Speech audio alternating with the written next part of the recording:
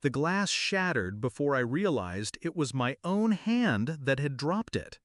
It wasn't the noise that silenced the ballroom, it was the sound of her palm meeting my face. 200 heads turned. My mother stood there, pearls at her throat, lipstick unshaken, like the queen she believed she was. Her voice carried across the marble hall.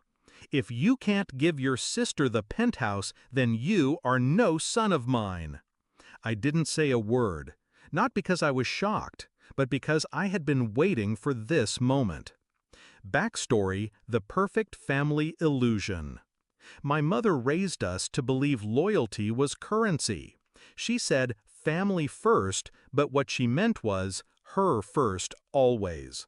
When my father died, I became the provider at 24. The company, the investments, the real estate, everything had my name on it because I earned it. For years I played along, paid for their houses, cleared their debts, even bought my sister that ridiculous diamond bracelet she couldn't live without. I thought it was love. It was leverage. The first crack. It began 6 months ago. My sister called, pretending it was a casual chat. But the conversation circled back, again and again, to my penthouse overlooking the bay. I'd worked 15-hour days to buy it. Every tile, every painting inside, it was mine. She said she needed a fresh start after her engagement. She said her fiancé wanted something impressive. I told her no, politely. The next week, my mother stopped returning my calls.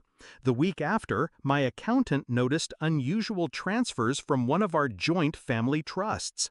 My signature, only it wasn't mine. The evidence. I didn't confront them immediately. I let the rope unspool. I started tracing calls, following meetings. A contact in a private bank whispered to me about a mortgage application filed in my name for renovations on the penthouse I supposedly no longer owned. Then came the email. My sister had written to her fiancé, "Once the place is in our name, we'll sell it and finally get rid of him. Mom's on board." That was the night the anger burned cold. No shouting, no pleading, just a decision. They wouldn't see me break, they'd see me win. The plan. Step 1. Secure my assets. I moved ownership of the penthouse into an LLC controlled through a holding company registered offshore, legally invisible to them. Step 2. Bait the trap. I let them think the transfer was going through. Even sent my mother a forged draft of the deed. Meanwhile, I reached out to a friend, a federal prosecutor I'd met through a charity gala. I showed him the forged signatures, the attempted mortgage fraud. He didn't smile. "This," he said, "is going to get ugly." I told him I wanted it to. The setup. The wedding was perfect for the finale. 200 guests, photographers, press, every social climber my mother adored packed into one ballroom.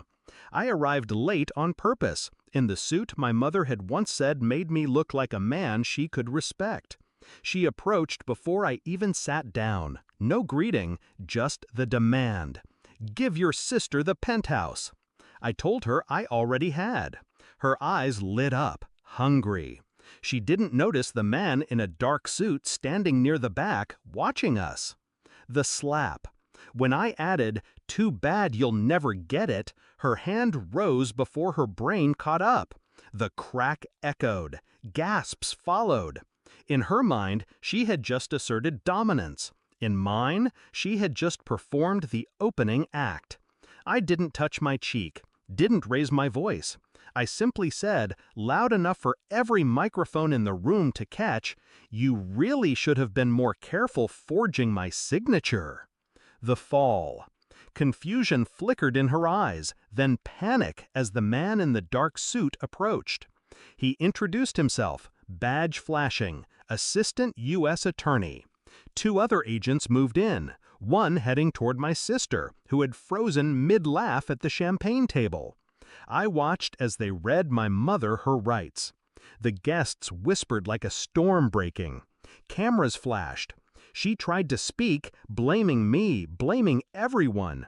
But the prosecutor already had the printed emails, the mortgage documents, the forged deed. And the best part? The ballroom's live stream captured every second. Aftermath. They were escorted out, silk gowns and tailored suits crumpling under the weight of reality. My sister's fiancé vanished into the crowd, leaving her alone under the chandelier. The penthouse remained mine. The trust accounts were frozen, pending investigation. I donated a portion of the seized assets to the very charity my mother once mocked me for supporting. Reflection. People asked me later if it hurt, being slapped by my own mother. No. What hurt was realizing she had never loved me without an invoice attached. But that night, watching her mask crack, hearing the tremor in her voice as the law closed in, that wasn't hurt.